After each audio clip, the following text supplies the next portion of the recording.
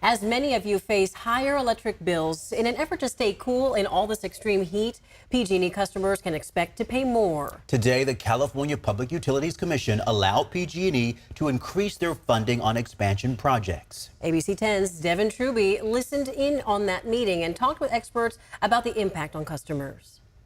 PG&E's rate hikes are inhumane and make the working class pay time and time again for their crimes. You all are meant to hold PG&E accountable, and yet every time we come here, you've ignored the will of the masses of people. An outcry Thursday as the CPUC agreed to increase PG&E's funding that comes from you, the customer.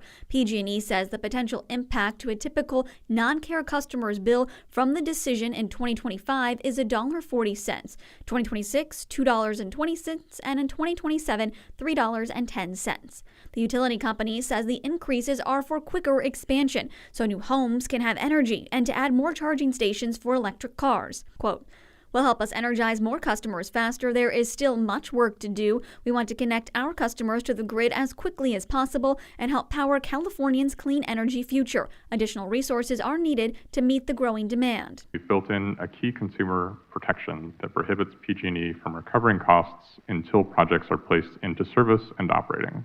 Mark Toney with the Utility Reform Network says this increase in funding is on top of existing rate increases from earlier this year. So while it might not seem like a lot, it all adds up. The fault in this rate increase lies squarely with the legislators who passed a bill that allowed PG&E to collect extra money for work they were already supposed to do, that they already received money for. In order to make sure the funds from your bills are used correctly, an independent third-party auditor will be hired to review, a move former CPUC President Loretta Lynch questions.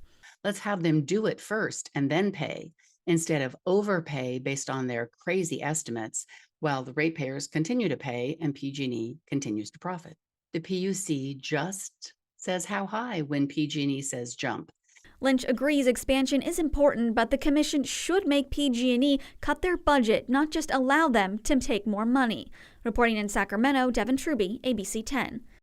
Now, we do know that starting on July 4th until the end of this week, PG&E did agree to no disconnections for those who couldn't pay, and they also reached out to customers who had been disconnected to provide service with no payment down during this heat wave.